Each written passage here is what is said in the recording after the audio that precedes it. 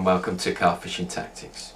Now what I'm going to do in this video is I'm going to show you how I set up my zig rig, and here it is.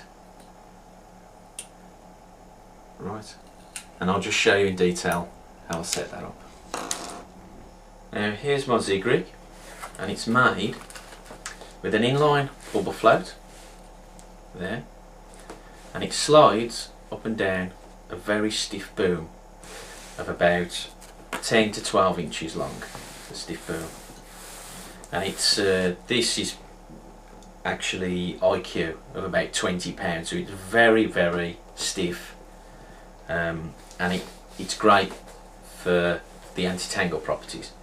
So there's a swivel attached on one end, and then 12 inches of IQ, and then there's another swivel the other end.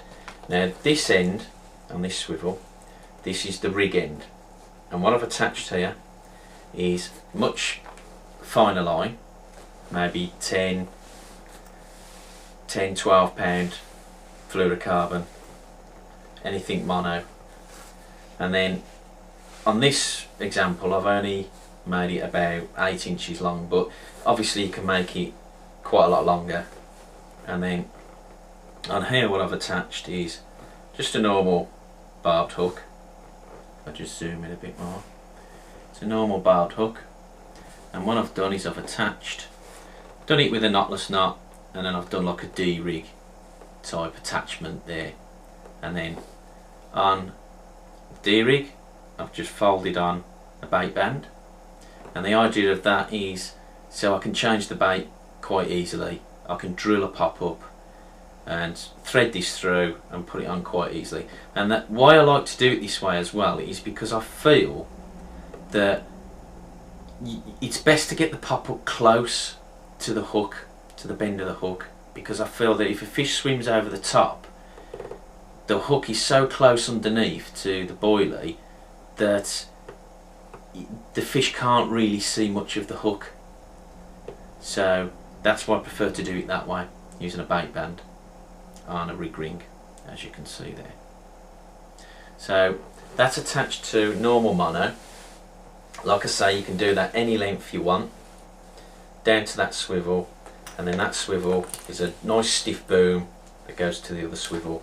And then on this side, what I do this end, the lead end, is occasionally I like to add a lead clip, safety lead clip.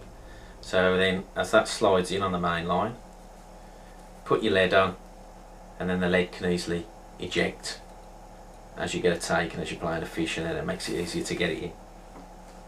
So that's my basic zig rig, and the beauty about using it this way is that as you cast, this stiff boom, this real thick one, holds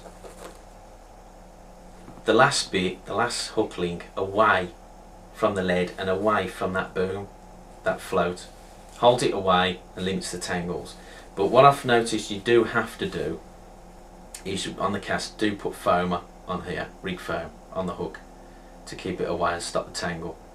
And the way this works great is because if I do it that way and come out a bit, then I can show you that when the lead sinks to the bottom, as in here, goes down, the bubble float slides up there to straighten the rig out, and then this bit naturally, because you've got a pop up on, this bit pops up and presents the bait nicely. And then the beauty of it is, as you let line off the clutch, you can adjust how high up in the water the float rises. So you can gauge that, so if you're not getting runs when you're about 3 foot off the bottom, you can extend it to 5 foot and try it at 5 foot. So that's my rig.